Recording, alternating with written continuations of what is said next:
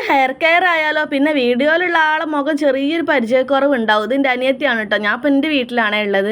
ഞാൻ എൻ്റെ വീട്ടിൽ വരുമ്പോഴാണ് ഇങ്ങനെ ഹെയർ കെയറും സ്കിൻ കെയർ ഒക്കെ ചെയ്യാറ്. കാരണം വേറെ ഒന്നല്ല, ചിഞ്ചു ഓരോന്ന് ഉണ്ടാക്കി എടുക്കും. അപ്പോൾ അതിൽ ബാക്കി വരുമ്പോൾ എനിക്കും തരും. അപ്പോൾ ഇന്നത്തെ ഹെയർ കെയറിന് വേണ്ട സാധനങ്ങൾ എന്തൊക്കെയാണെന്ന് കണ്ടില്ലേ? ആദ്യം തന്നെ ഒരു മിക്സിൻ്റെ ജാർ എടുക്കുക, അതിലേക്ക് കുറച്ച് ചെമ്പരത്തി ഇതളുകളാക്കിയിട്ട് ഇടുക. പിന്നെ ഇത് ഇന്നലെ നമ്മൾ കഴുകി വെള്ളത്തിലിട്ട് വെച്ചിട്ടുള്ള ഉഴുന്നാണ്, അത് ആ വെള്ളത്തോടെ ഇട്ട് കൊടുക്കുക. പിന്നെ വേണ്ട ഒരു നേന്ത്രപ്പഴമാണ് കേട്ടോ, അതും മുറിച്ചിട്ട് കൊടുക്കുക. അത് കഴിഞ്ഞിട്ട് നമുക്ക് അതിലേക്ക് ഒരു അലോവേരേൻ്റെ തണ്ടും ഇട്ട് കൊടുക്കുക.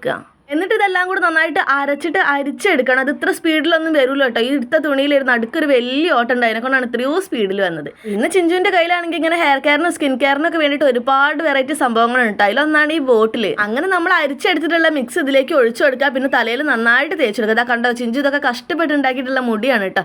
പിന്നെ ഇടയ്ക്കിടയ്ക്ക് പറയണ ഇഷ്ടപ്പെട്ടില്ലെങ്കിൽ അവരുടെ ഉള്ളിൽ നിന്ന് ഇങ്ങനെ നാഗവല്ലി പുറത്ത് ചാടുക. ഈ ഓണത്തിൻ്റെ ഇടയ്ക്ക് പുട്ടുകച്ചവടം എന്ന് പറയണ ഈ ഹെയർ കെയറിൻ്റെ ഇടയ്ക്ക് ഇവിടെ സ്കിൻ കെയർ നടക്കണ്ട കേട്ടോ. എന്നാൽ ശരി കേട്ടോ, ഞാൻ ഇവിടെ വീഡിയോ എടുത്തുകൊണ്ട് നിൽക്കുകയാണെങ്കിൽ എനിക്കൊരു തുള്ളി പോലും കിട്ടില്ല. ബൈ.